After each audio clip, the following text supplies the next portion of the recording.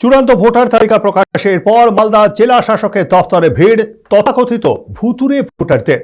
সোমবার সকাল থেকে জীবিত থাকার প্রমাণপত্র হাতে নিয়ে জেলার বিভিন্ন ব্লক থেকে কয়েক হাজার মানুষ হাজির হন জেলা শাসক ভবনে। অভিযোগ, নতুন তালিকায় তাদের নামের পাশে ডিলিটেড লেখা রয়েছে।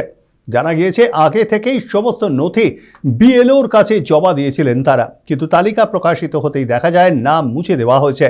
তাই নতুন করে নাম তোলার জন্য ফর্ম পূরণ করতে হচ্ছে তাদের। এমন পরিস্থিতিতে প্রবল উদ্বেগে বহু মানুষ জেলা প্রশাসনের দ্বারস্থ হয়েছেন। তাদের অভিযোগ, শুনানির সময়ও হয়রানির শিকার হতে হয়েছিল, আর এখন নাম বাদ পড়ায় নতুন করে সমস্যায় পড়তে হচ্ছে। দীর্ঘক্ষণ ধরে লাইনে দাঁড়িয়ে ক্ষোভ উগরে দিয়েছেন অনেকেই। নির্বাচন কমিশনের বিরুদ্ধে অসন্তোষ প্রকাশ করে তাদের প্রশ্ন, শেষ পর্যন্ত তারা আদৌ ভোট দিতে পারবেন কিনা তা নিয়ে এখন দুশ্চিন্তায় রয়েছেন সকলে।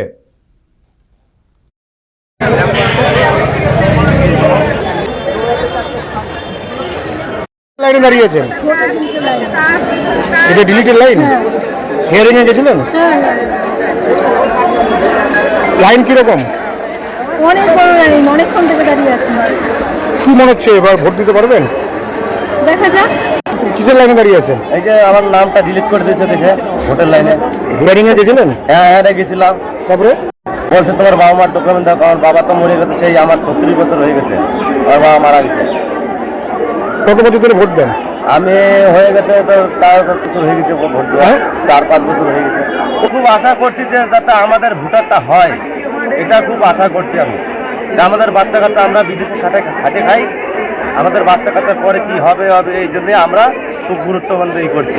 কিসের লাইনে দাঁড়িয়েছেন? এটা আমার নাম ডিলিট হয়েছে, তার জন্য ডিক্লারেশন ফর্ম দিয়ে আবার সেই নামটাকে নাম নথিভুক্ত করার জন্য লাইনে দাঁড়িয়েছে।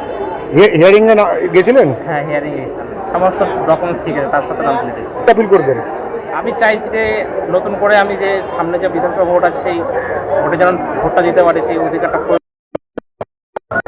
ইয়েতে আমি নথিভুক্ত করার জন্য আবেদন করতেছি ডিক্লারেশন ফর্মে। আচ্ছা, যেরকম যাতে সামনে বিধানসভা ভোটে ভোট